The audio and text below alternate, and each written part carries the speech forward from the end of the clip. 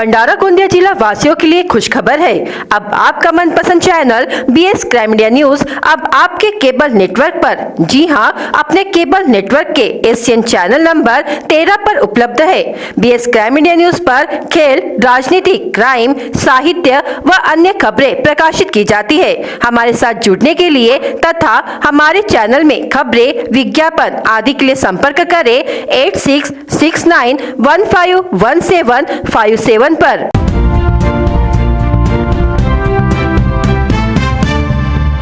भंडारा में फिर लौट आया डिज्नीलैंड मेला।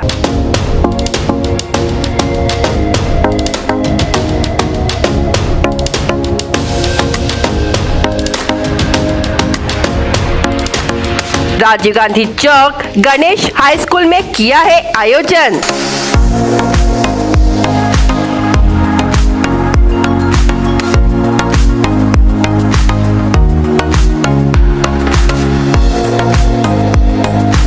कई तरह के देशी विदेशी झूलों से सजा यह मेला।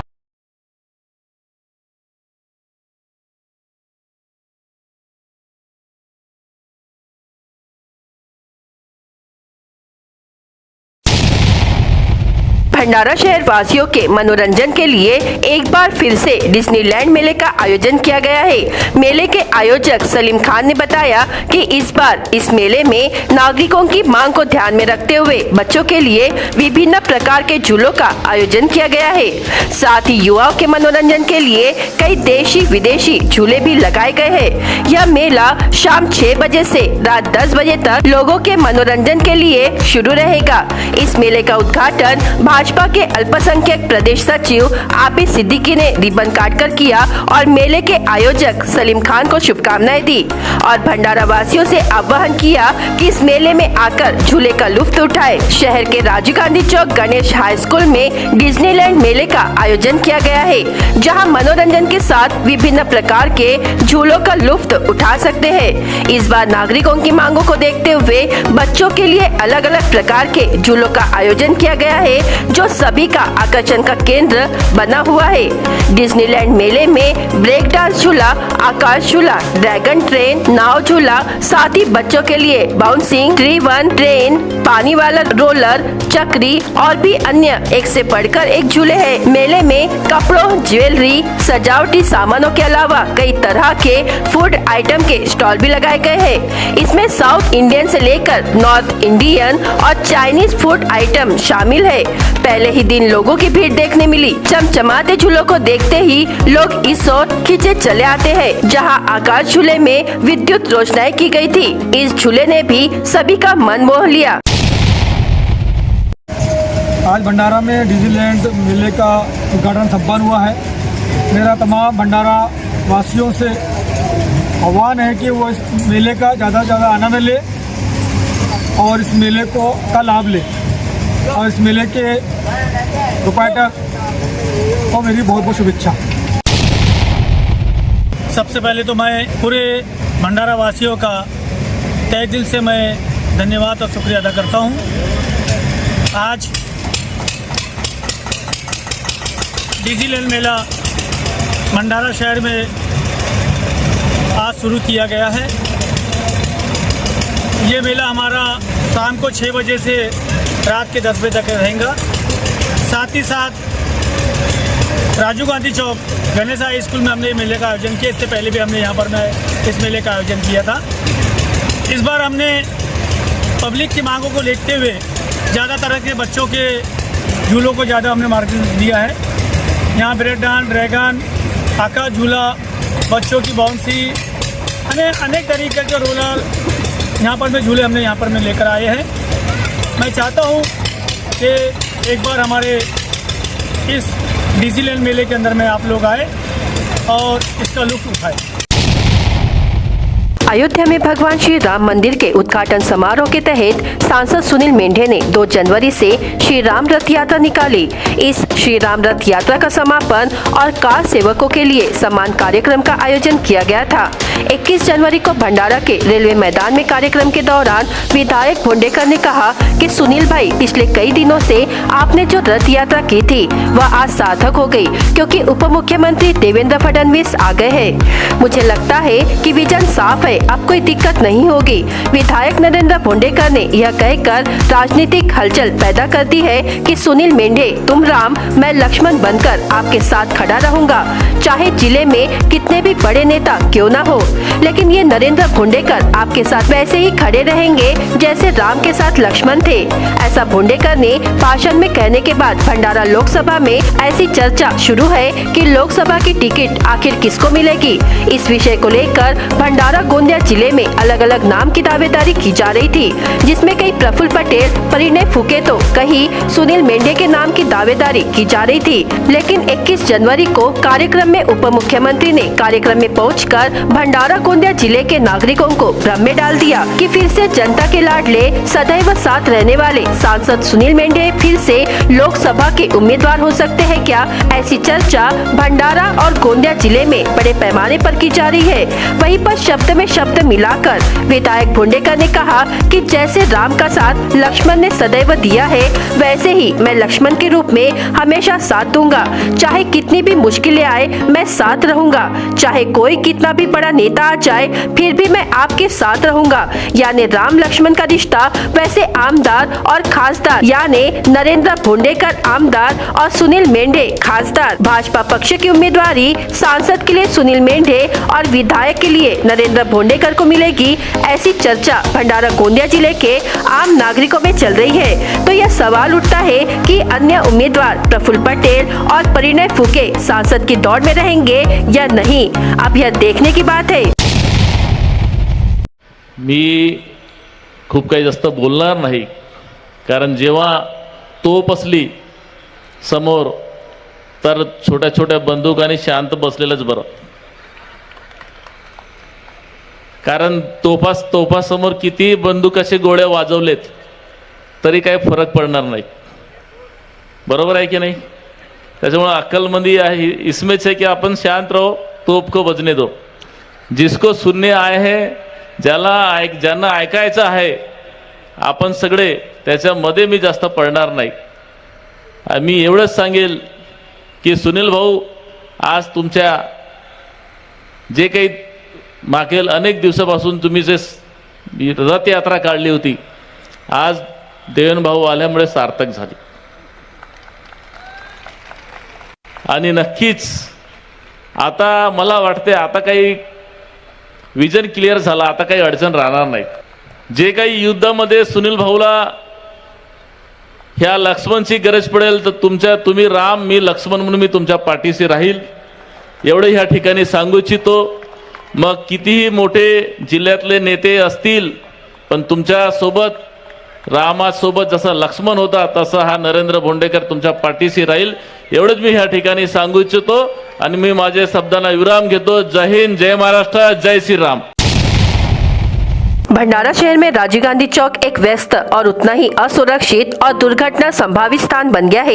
इस रास्ते से तुमसर जाने वाले भारी ट्रैफिक के कारण 3 लोगों की मौत हो गई है।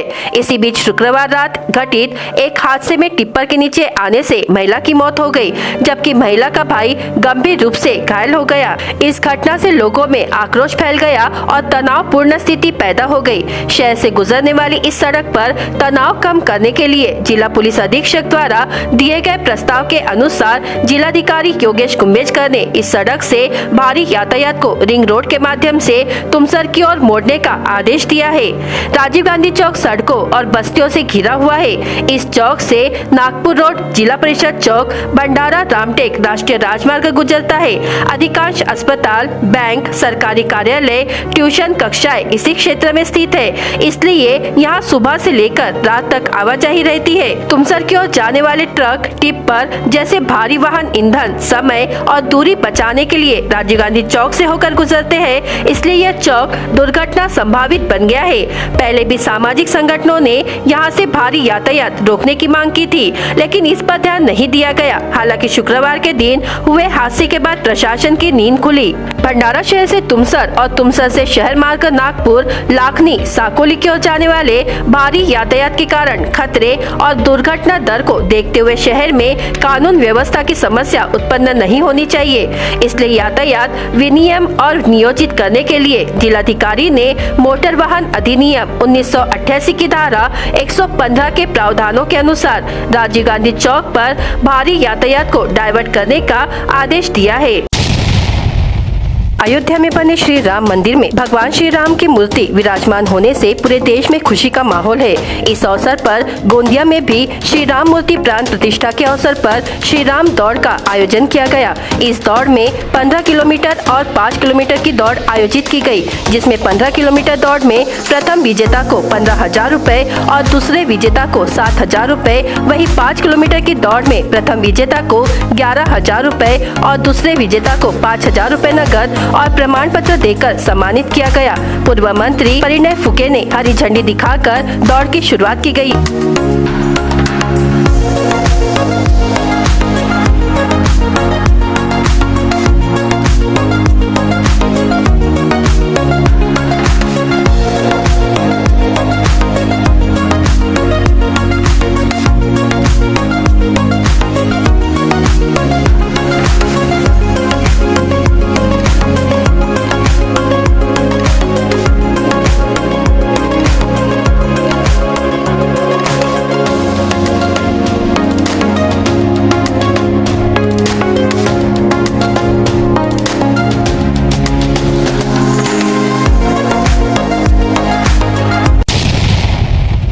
आज भगवान श्रीराम यांच्या प्राणप्रतिष्ठा होत आहे अयोध्यामध्ये। आमच्या आणि पूर्ण भारत आणि वर्ल्डमध्ये एक सौभाग्याचं पर्व आहे। भगवान श्रीराम आमच्या अयोध्यामध्ये त्याच्या प्राणप्रतिष्ठा होत आहे। त्याच्या माध्यमाने आज गोंदियामध्ये मॅरेथॉन दौडची स्पर्धा आपण आयोजन केली होती। संपूर्ण वर्ल्डमध्ये आणि देशात एक उत्साहाचा माहोल आहे आणि असा माहोल संपूर्ण देशामध्ये राहिला पाहिजे, कारण की आमचे भगवान श्रीराम यांच्या प्राणप्रतिष्ठेमध्ये ते परिणय फुके दादांनी म्हणलं आहे की हा कार्यक्रम दरवर्षी झाला पाहिजे। आमचे सगळे कार्यकर्ता युवा ज्या फाउंडेशन हा कार्यक्रम केलेला आहे, हा दरवर्षी होणार मी अशी दादाच्या सोबत हमी भरतो आणि सर्वाला संपूर्ण भारतला संपूर्ण युग आहे त्याला बधाई देतो की आमचे श्रीराम भगवान यांची प्राणप्रतिष्ठा होत आहे। जय श्री राम।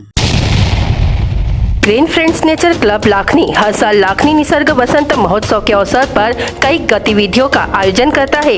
गुरुकुल ITI और nature park Lakhani bus stand पर ग्रीन पतंग प्रतियोगिता का आयोजन किया गया। इस अवसर पर ग्रीन फ्रेंड्स नेचर क्लब के अध्यक्ष अशोक गायधने ने बताया कैसे नायलॉन मांझा और चाइनीज मांझा के कारण आसमान में उड़ने वाले पंछी और पेड़ों पर रहने वाले अन्य पक्षी गंभीर रूप से घायल हो रहे हैं और मर रहे हैं। इसके बाद नेचर पार्क में हरी पतंगों पर नारे लिखने की प्रतियोगिता आयोजित की गई।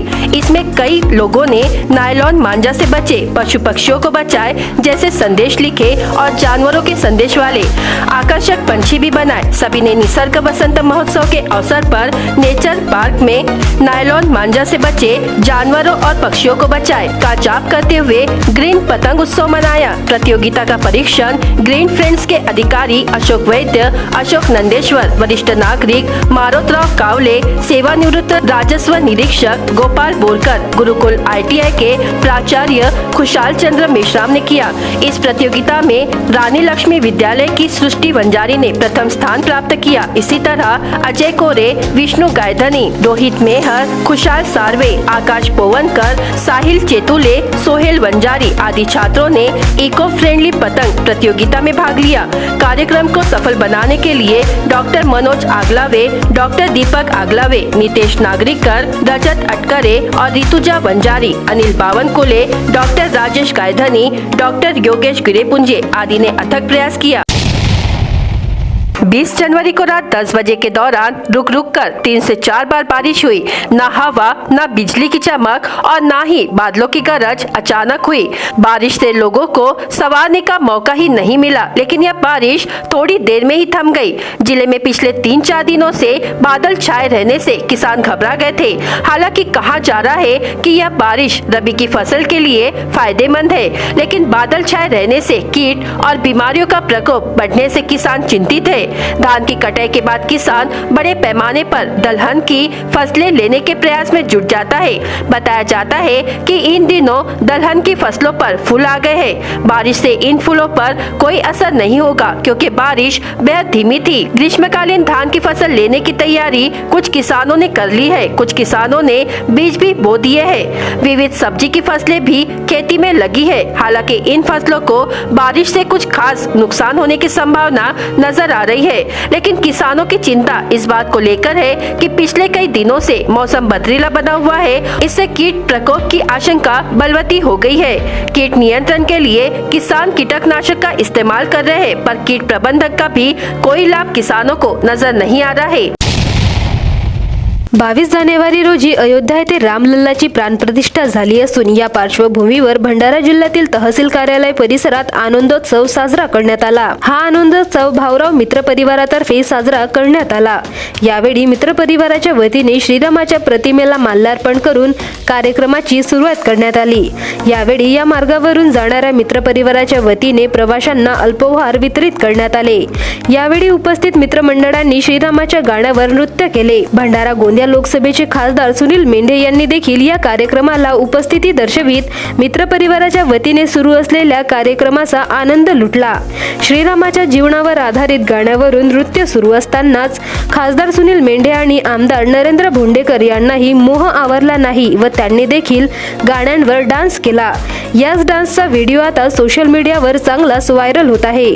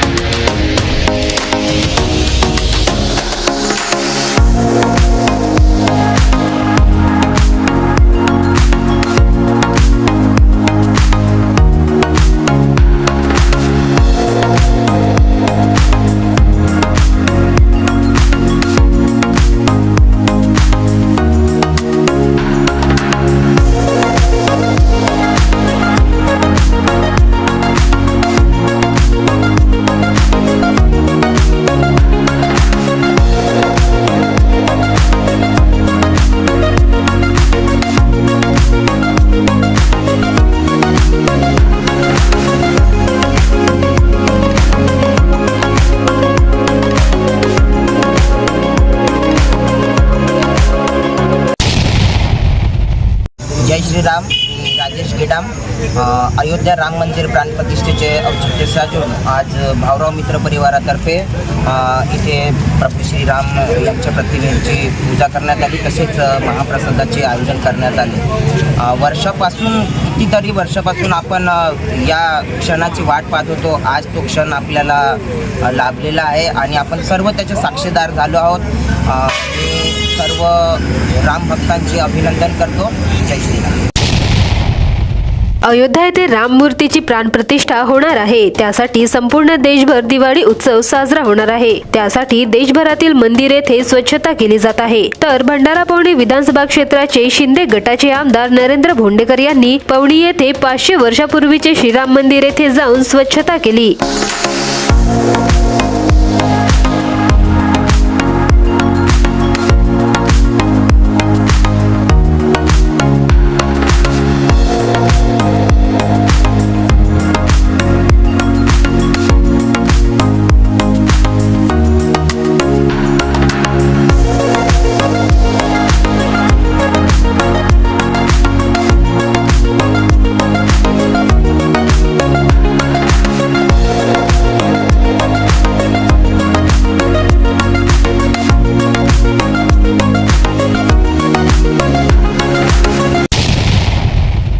दिनांक 21 जानेवारी 2024 रोजी झालेल्या Tata Mumbai 21 kilometre half marathon स्पर्धेमध्ये महाराष्ट्र पोलीस ॲथलीट संघाचे प्रशिक्षक जयपाल भोयर यांनी प्रथम क्रमांक पटकाविला. सदर उत्कृष्ट कामगिरी व महाराष्ट्र पोलीस दलाचे नाव उज्ज्वल केल्याने महाराष्ट्र राज्याचे पोलीस महासंचालक रश्मी शुक्ला व अप्पर पोलीस महासंचालक निखिल गुप्ता, विशेष पोलीस महानिरीक्षक तांबोडी, महाराष्ट्र पोलीस दलाचे क्रीडा अधिकारी पडवळ तसेच प्रधान सचिव अनुप कुमार सिंह, महाराष्ट्र राज्य मुंबई यांनी अभिनंदन केले व पुढील कामगिरीसाठी शुभेच्छा दिल्या. जयपाल भोयर हे मूळ निवासी नीलज खुर्द, जिल्हा भंडारा येथील असून ते 2023 मध्ये चंद्रपूर पोलीस दलात भरती झाले व सध्या महाराष्ट्र पोलीस क्रीडा संकुल घाटकोपर मुंबई येथे कार्यरत आहेत व महाराष्ट्र पोलीस दलातील नवीन खेळाडू तयार करण्याचे काम करीत आहेत. महाराष्ट्र पोलीस दलातील नवीन खेळाडूंनी राष्ट्रीय व आंतरराष्ट्रीय पातळीवर पोलीस दलाचे नाव उज्ज्वल करावे हे आमचे प्रयत्न व क्रीडा धोरण पोलीस दल राबवत आहे.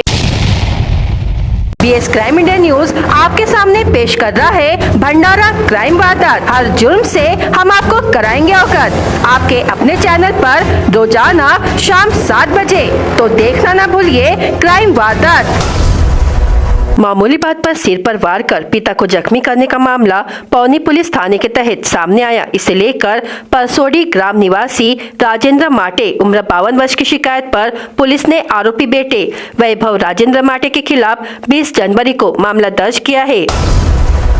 अज्ञात चोरों ने मौका देखकर महाराष्ट्र राज्य विद्युत वितरण कंपनी के एल्यूमिनियम के तार चुरा लिए। घटना 6 से 20 जनवरी के बीच लाखांदुर पुलिस थाने के तहत पीपलगांव से चिचगांव के बीच घटित हुई। इसे लेकर लाखांदुर पुलिस विद्युत विभाग के कर्मचारी सौरभ भास्कर चेटुले की शिकायत पर अज्ञात चोरों के खिलाफ मामला दर्ज किया है। बदमाशों ने किसान के गन्ने के खेत में आग लगाकर 1.5 लाख रुपयों का नुकसान किया। इसे लेकर साकोली पुलिस ने सेंदुरवाफा ग्राम निवासी भास्कर रामजी लांजेवार उम्र 48 वर्ष की शिकायत पर अज्ञात बदमाशों के खिलाफ मामला दर्ज किया है। बदमाशों ने आग लगा दी, इसमें गन्ने की फसल जल गई, साथ ही खेत में लगे पाइप, इलेक्ट्रिक केबल भी जलकर राख हो गए। खेत में लगा कृषि पंप अज्ञात चोरों ने चुरा लिया। घटना सामेवाड़ा परिसर में 19 से 20 जनवरी को घटित हुई। घटना को लेकर लाखनी पुलिस ने अशोक वंजारी उम्र 40 वर्ष की शिकायत पर अज्ञात चोरों के खिलाफ मामला दर्ज किया है।